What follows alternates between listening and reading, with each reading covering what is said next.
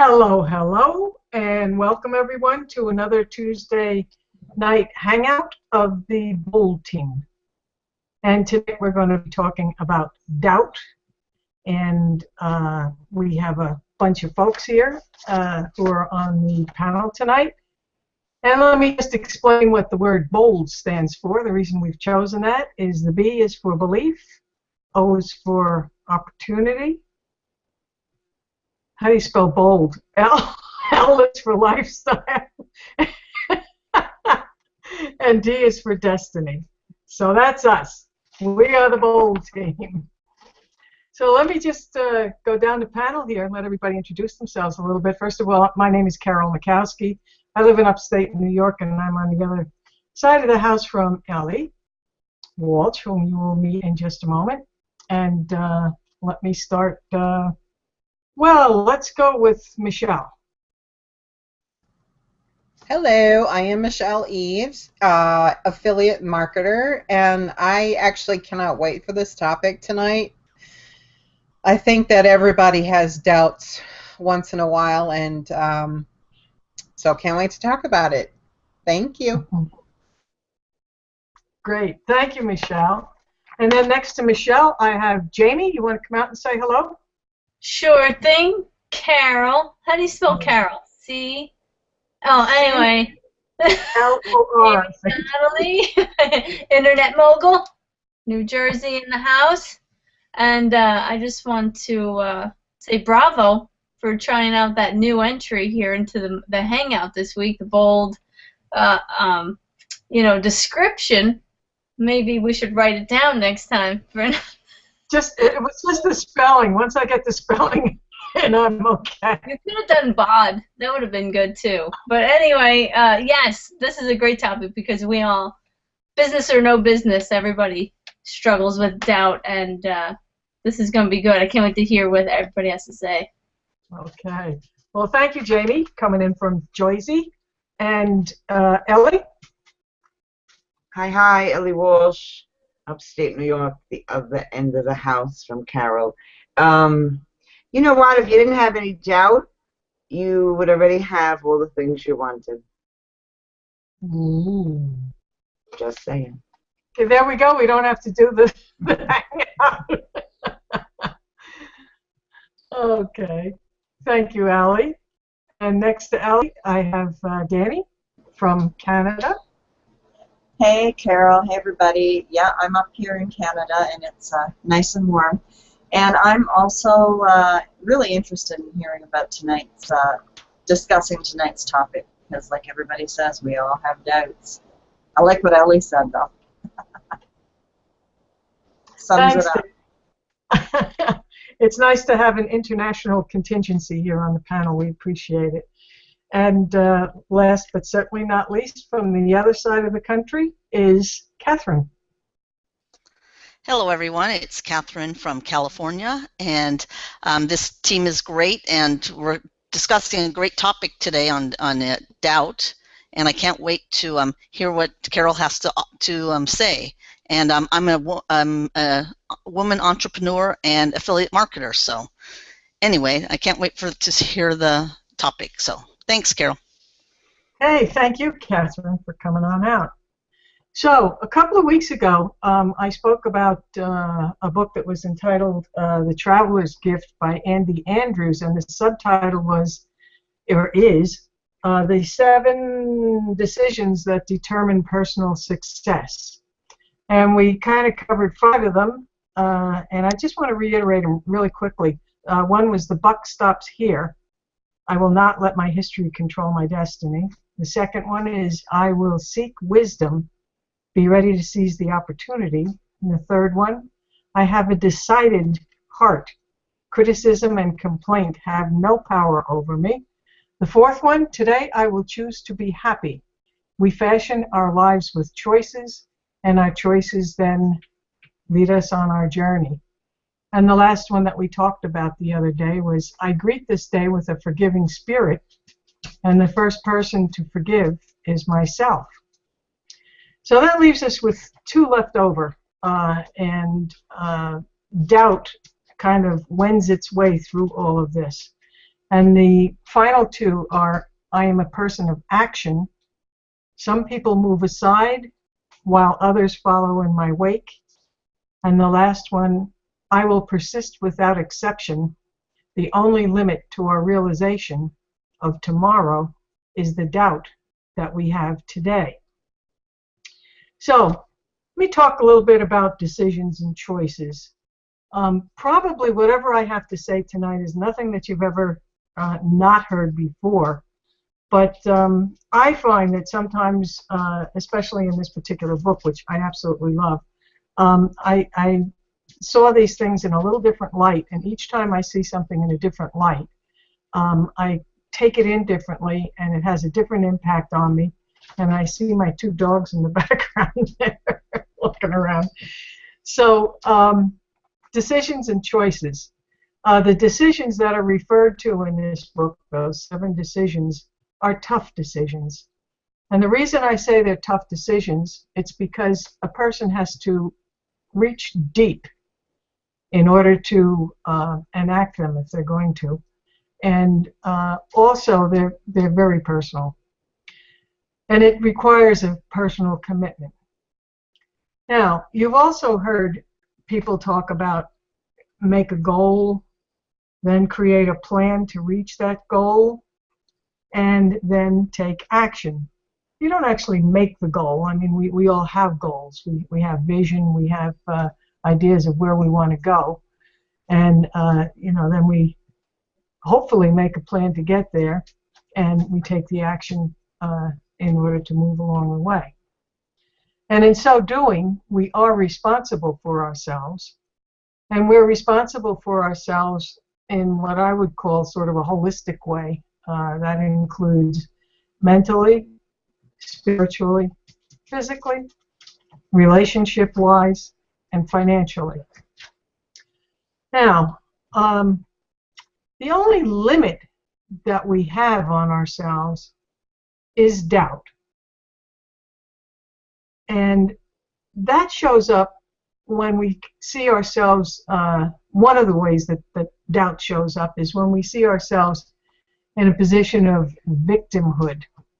And I'm going to borrow from my partner Ellie, who has always put it in this context.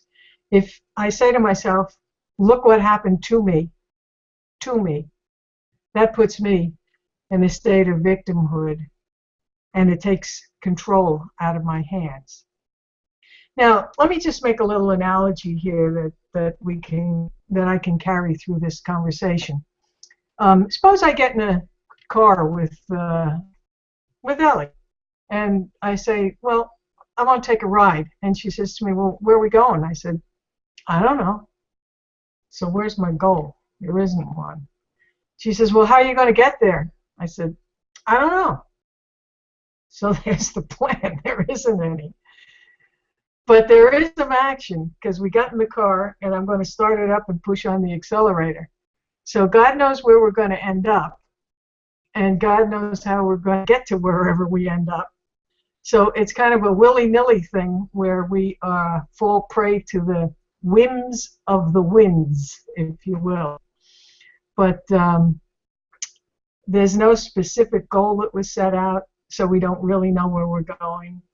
There's no plan that was set out, so we don't really know if we'll get there, wherever there is, or how we'll get there. Now, as far as this victimhood is concerned, and the doubt, suppose along the way, any one of a number of things could happen. There could be detours along the way. The map that I'm using, I don't even know why I'd be using a map, because I don't know where I'm going. But that could be outdated, as my GPS system is right now. It needs to be updated. We could have a flat tire, and I could look at any one of those things and say, oh my God, look what happened. We had a flat tire. What am I going to do now? Da-da, da-da, da-da.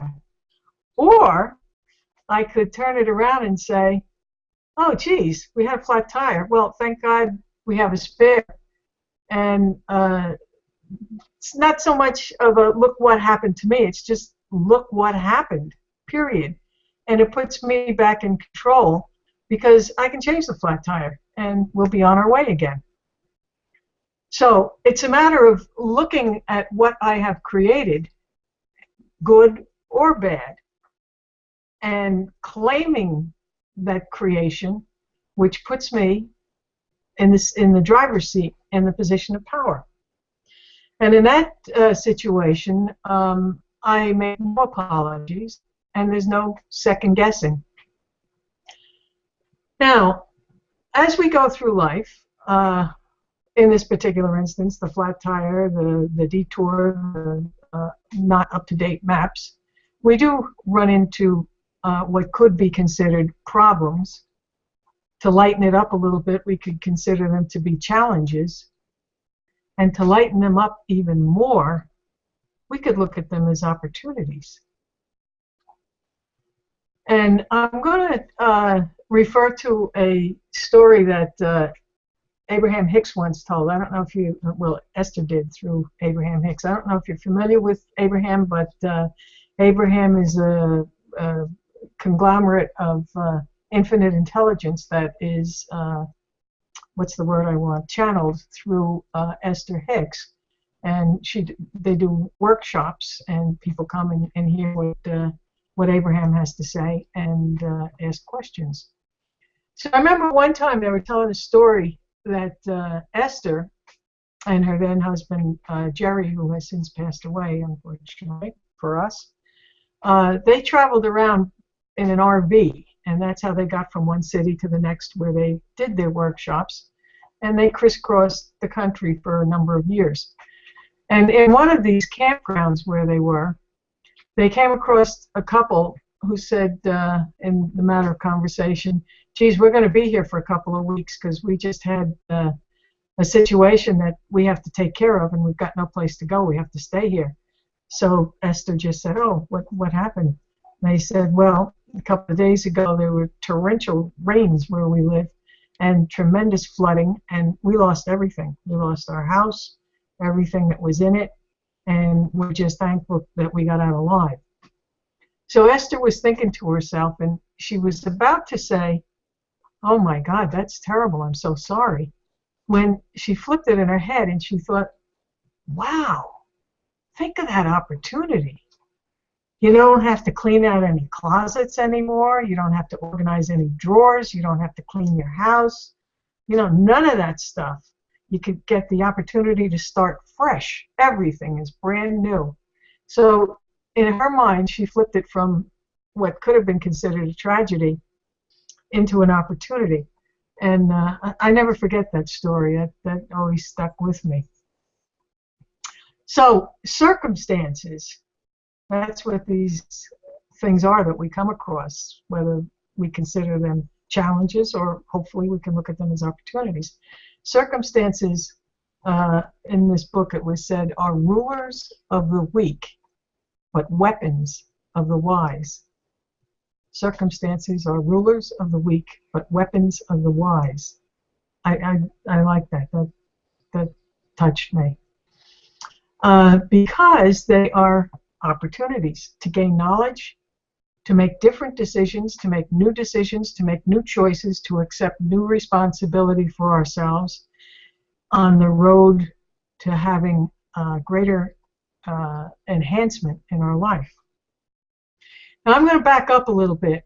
Years ago, not that far ago, a couple of years ago, when I was still working in my career, I worked in the mental health and substance abuse fields.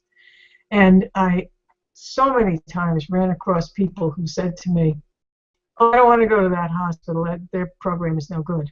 Or I don't want to go to that rehab center, their program doesn't work. I've been there before. Now, sometimes I would have to agree, because if the philosophical basis of the person is different from the philosophical basis of the program, there certainly could be conflict and clashes, and it would not be a good experience. However, I found most of the time what it was it boiled down to the person looking externally for the fix for themselves, rather than realizing that they needed to take responsibility for their lives and make different choices, perhaps, make changes in their life, lifestyle changes, so that things could get better for them. But instead, unfortunately, they looked to the program to be the be-all and end-all, and oftentimes it didn't work. Now, today, being in the online network business, I find the same thing kind of happens, and that is I have heard so many times from people, and I'm going to put myself right in that mix too, that, that business is no good, it doesn't work, that affiliation is no good, the leaders don't pay any attention to you, that choice of business is no good, they have a lousy comp plan. And that, again, is looking externally for the business or the program or the affiliation to be responsible for my success. And if I'm not getting success through the particular commitment that I made, then I have two choices, at least two, maybe more. But I have at least two choices, and one is to take a look at myself and have I set my goals? Do I have a plan? Am I working the program, working the plan? If I'm not working it every day, well, then I can't be blaming the business. And also, if I don't like the way changes are made in the business, then I can leave, and I can change, move over to a different business that would benefit me better financially as I see it.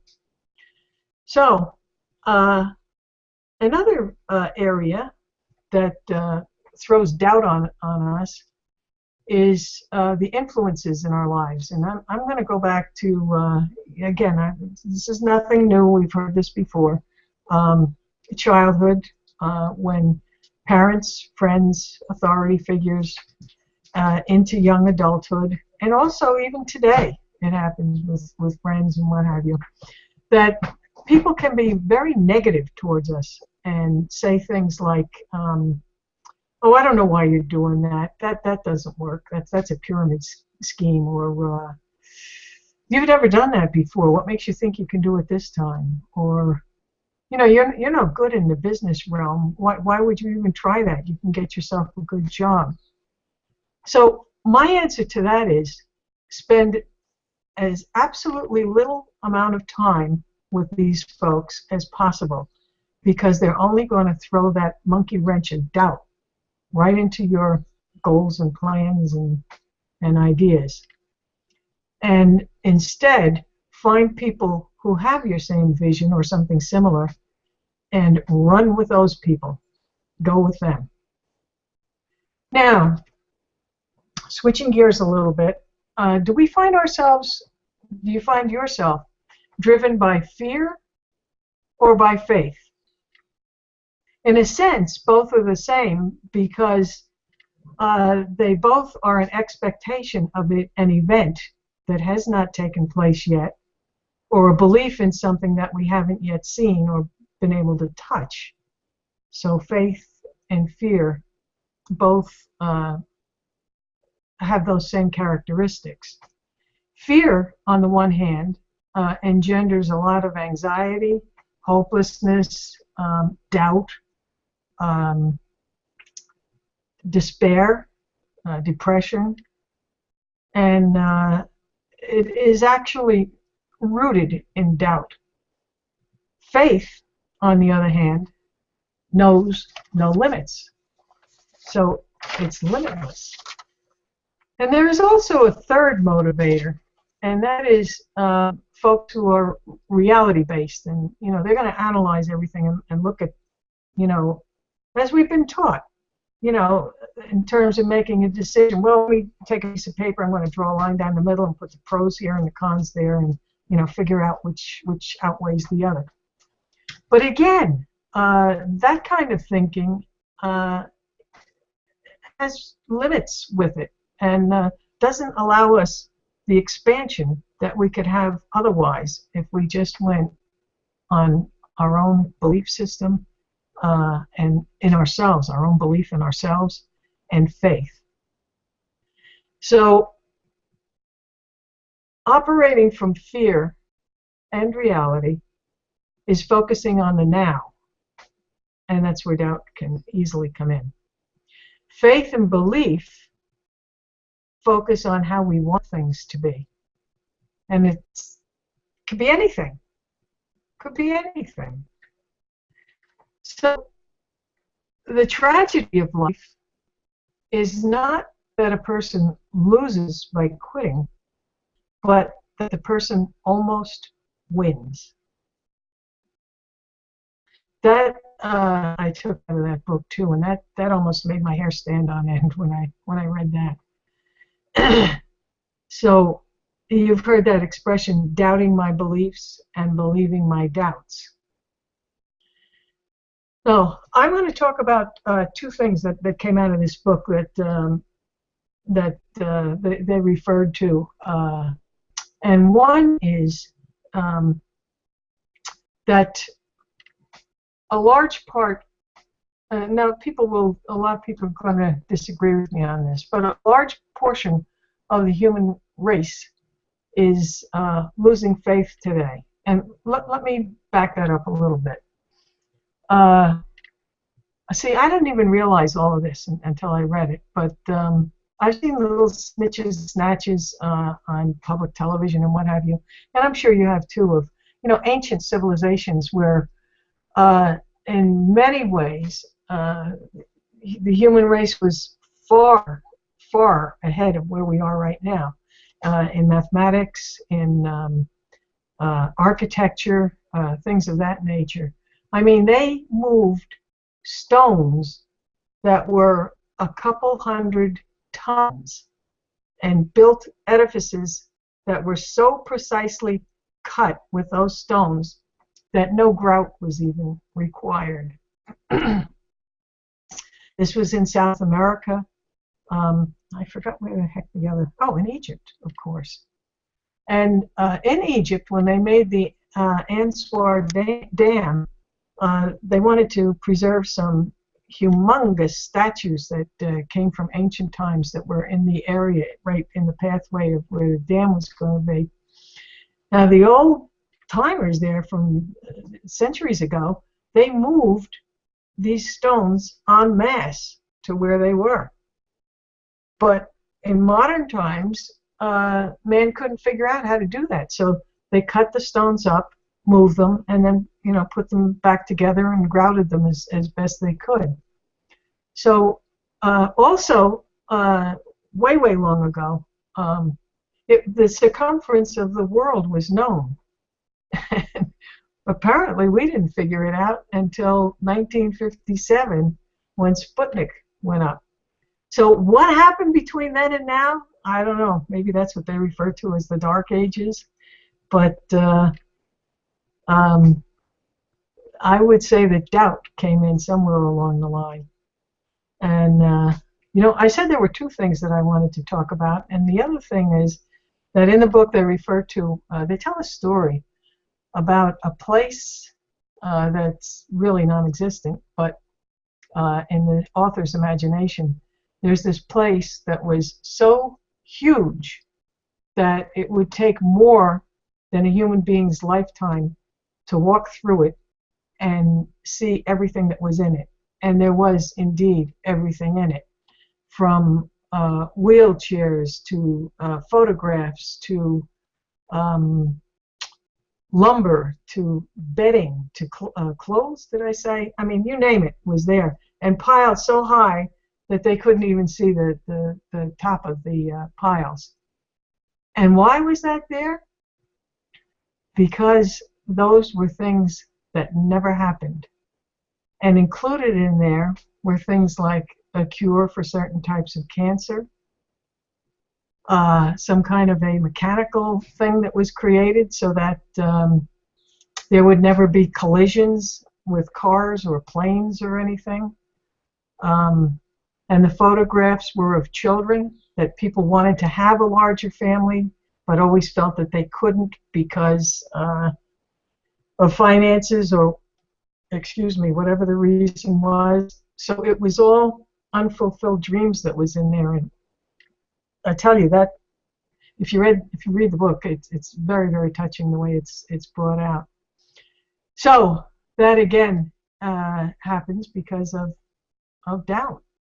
We doubt ourselves, and we don't believe that we can do things.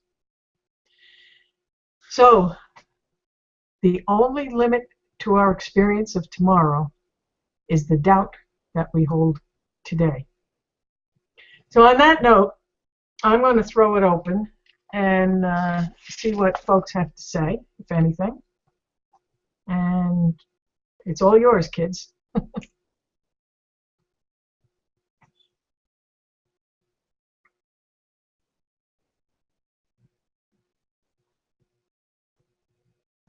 Oh, they're all playing cute, huh?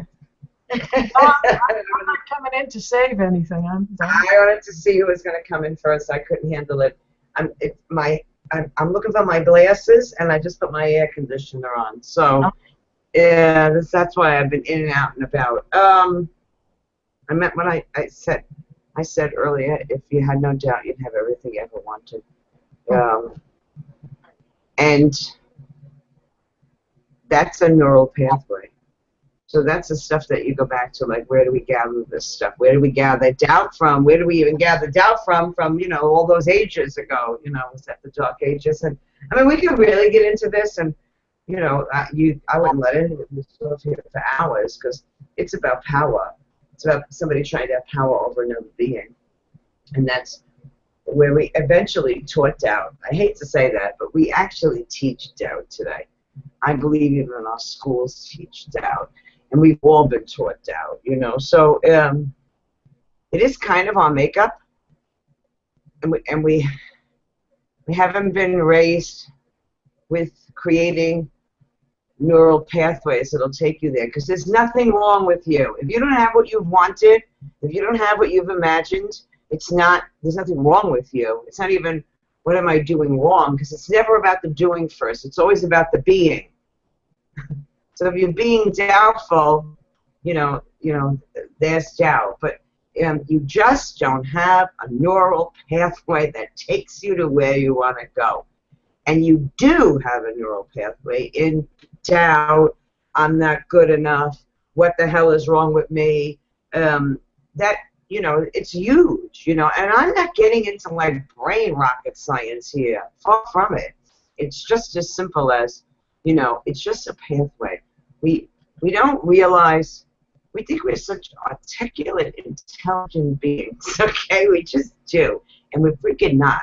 We're like robots 98% of the time. Now, you don't have to be, okay? You don't have to be, but again, okay, power and the way you were raised, okay, but people prefer you to come from that robotic state because they know what to expect from you, because you just act the same freaking way each time.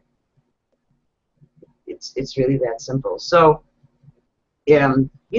understanding that, maybe I heard this wrong, because you were saying something about if you're operating from fear and doubt, you're focusing on the now, and you're actually only focusing on the now of your bullshit.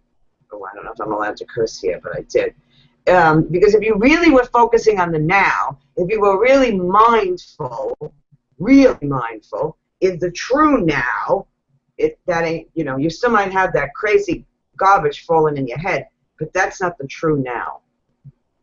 So I could keep you on here for hours, right? So it's an incredible topic, and if people would just get that, all right? No, there's nothing wrong with you. No, you're not dumb. I don't care if they told you in school you could never do math or this.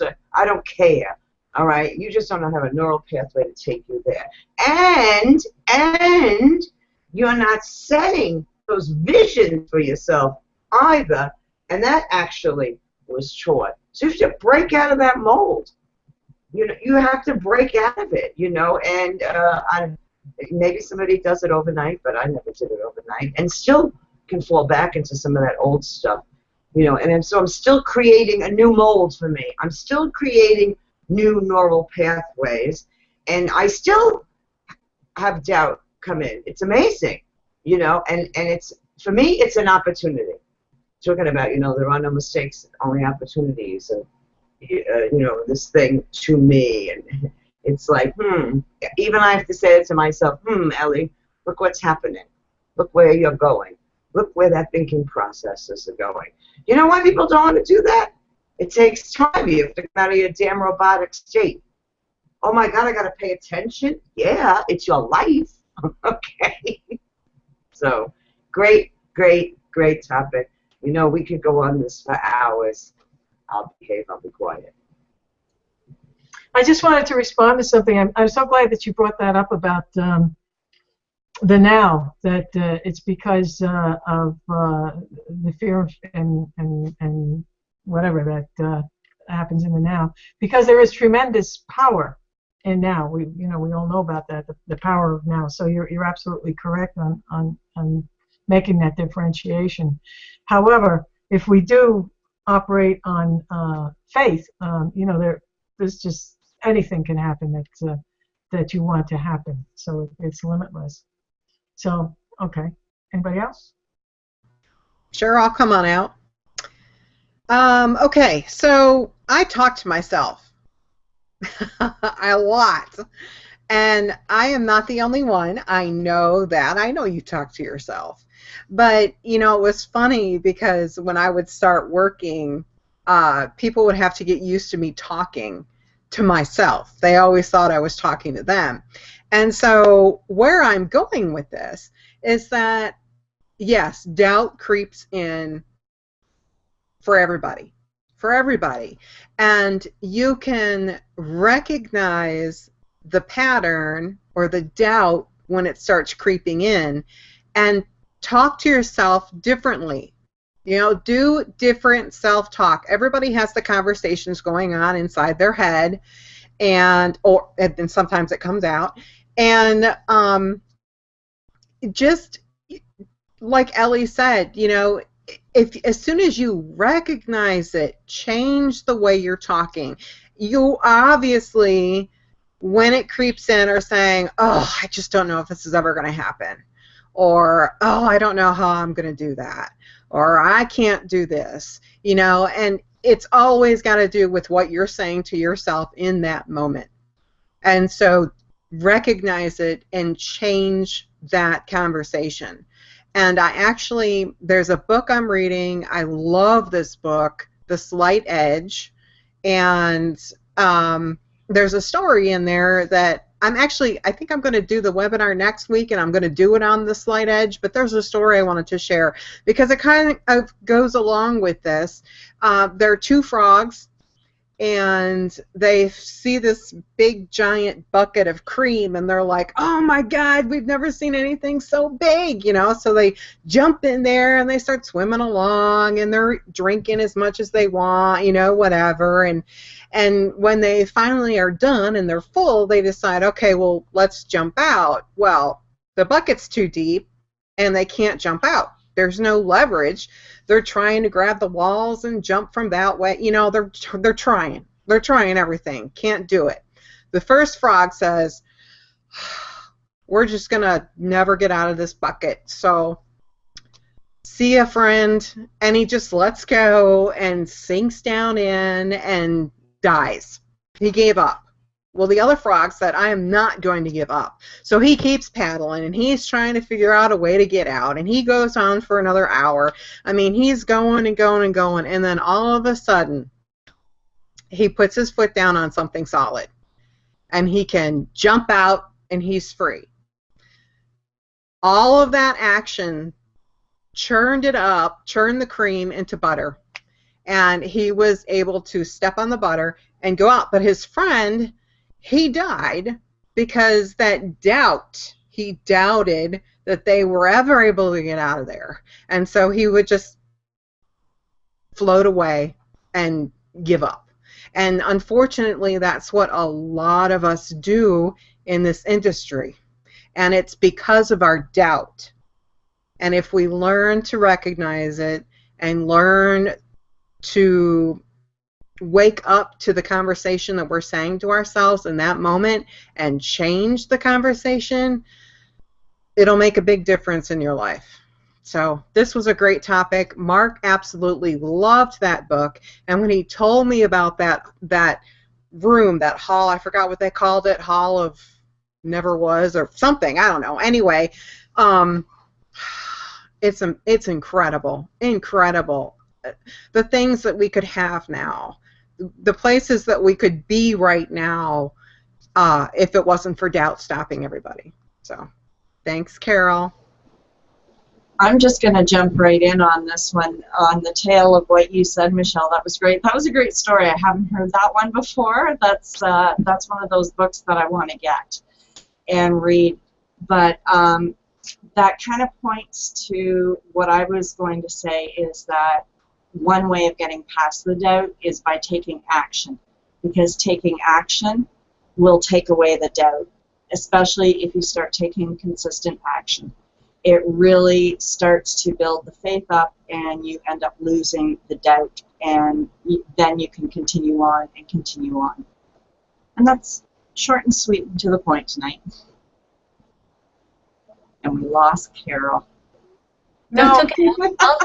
Just for a second. Carol, you want me to jump in, or you have something to say to Danny? Well, I just wanted to say something back to both, and that is, as you said, Michelle, about making choices. We have the ability to make our choices, and that's what the book is all about. Making choices, making decisions that will lead to our success personally and otherwise, and that's why it's difficult. It's like I said, these are tough choices, and it requires our taking responsibility for ourselves, for our lives, and making the choices that allow us to make the changes. So that's what I have to say. Okay. Well, thank you, Carol. Oh, wait. Anyway, so Carol, when you were talking, this quote popped up. I had to find it now, so I don't mess it up too bad. But it says, "Faith and fear both demand you believe in something you can't see. You choose." Right? I love that. I have that quote on the background is a picture of my son, and I do that so that I can, I'm always trying to. I guess I'm kind of trying to anchor things, in relation to something to get me moving forward. But Danny, yes, I want to say action. When we take action to crush that doubt, right? Any action we take is going to yield a result, and that result is going to help us to move forward and to, to sort of course correct what we're doing or to make different decisions. But at least we've gone ahead and moved forward with something, rather than let it just sort of crush us, because doubt can be heavy stuff. And I think that that's where people lose their footing and lose their, their dreams, their what ifs happen, because they just let it crush them. It can become overwhelming.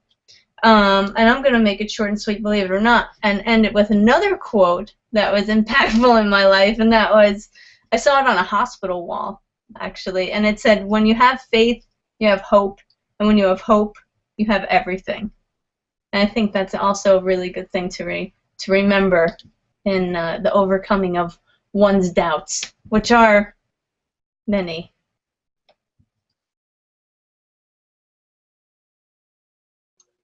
Thank you. Yes, I actually wanted to jump onto what Danny said there too, and I forgot.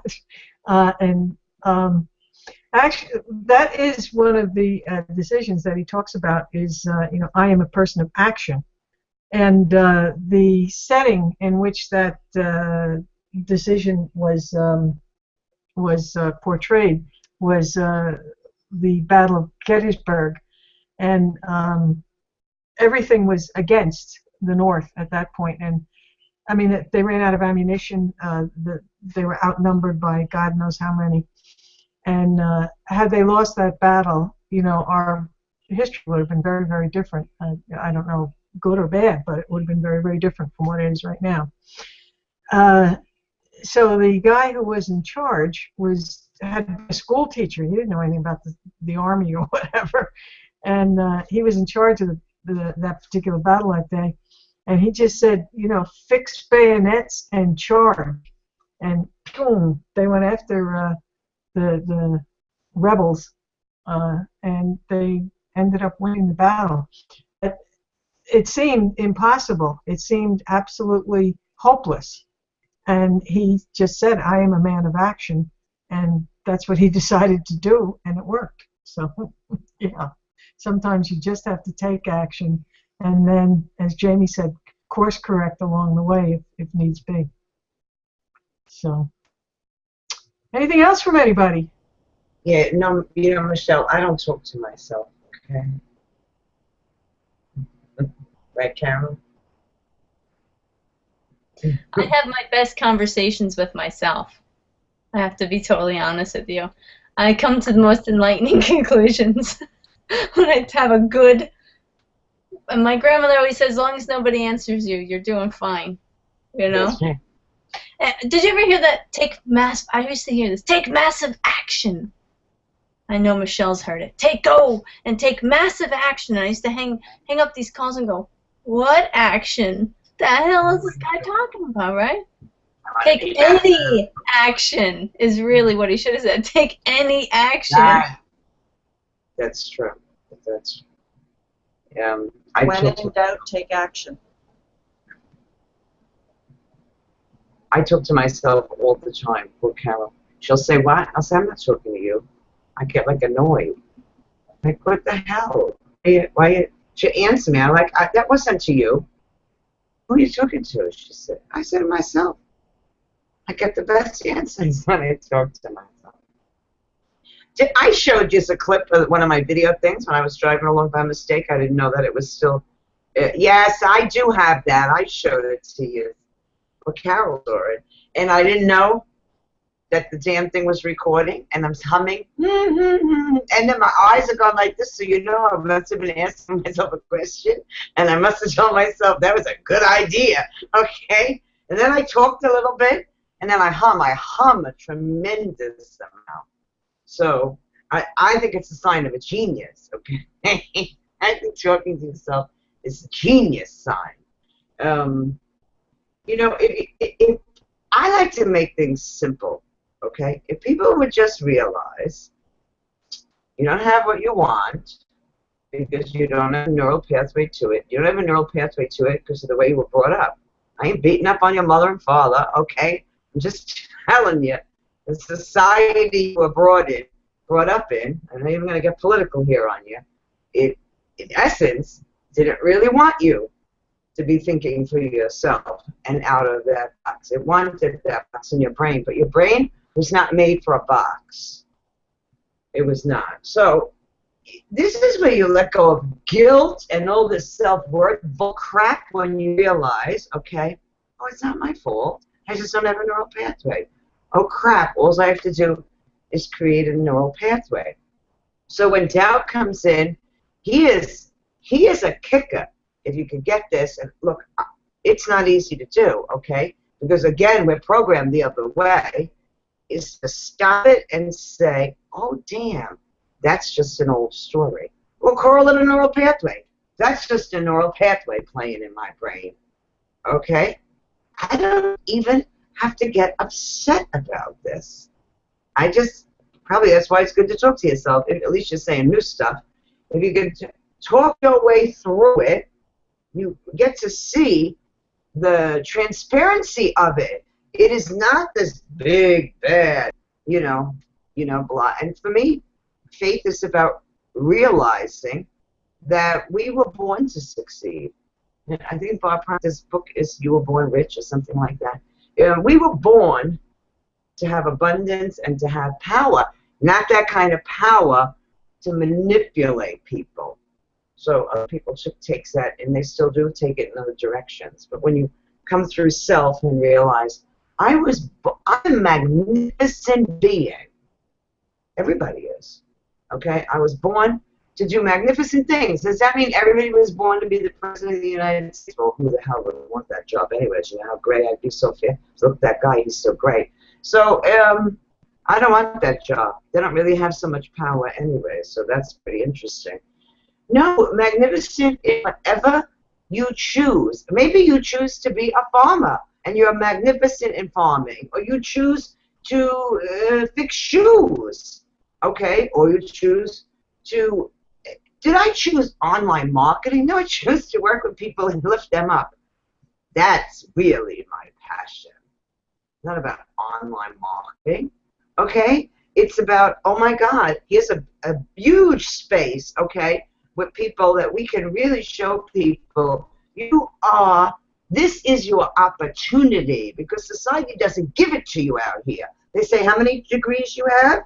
That cost you, you know, $800,000. You're in debt now, and you'll never pay that crap back. And then they still go. They either say you're overqualified or underqualified, and then they give you an hourly wage.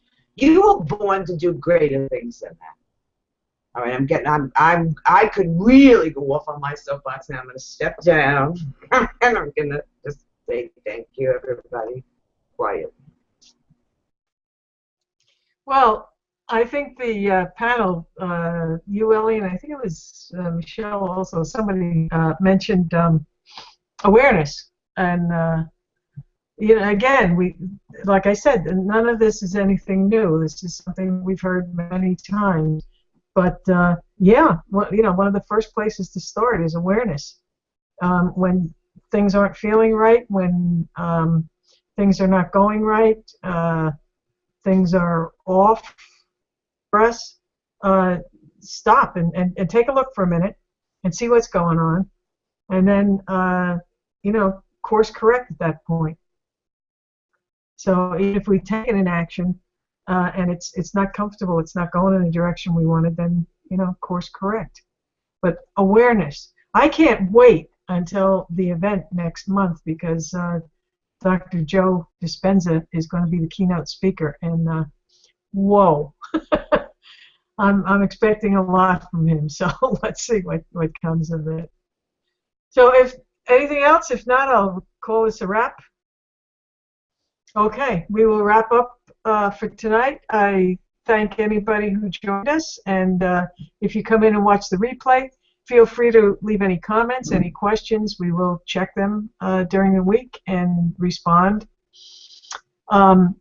Anybody who was invited here by one of us and is interested in pursuing things a little further with what we do, how we operate our business and what have you, get back to the person who invited you. If nobody invited you and you just happened on the hangout here and you have an interest in pursuing things a little further, click the button that you see and you will receive some information about it. And we will call this a wrap, and we'll see you next week, next Tuesday at 8 o'clock Eastern Time and 5 o'clock Pacific Time. Bye-bye for now.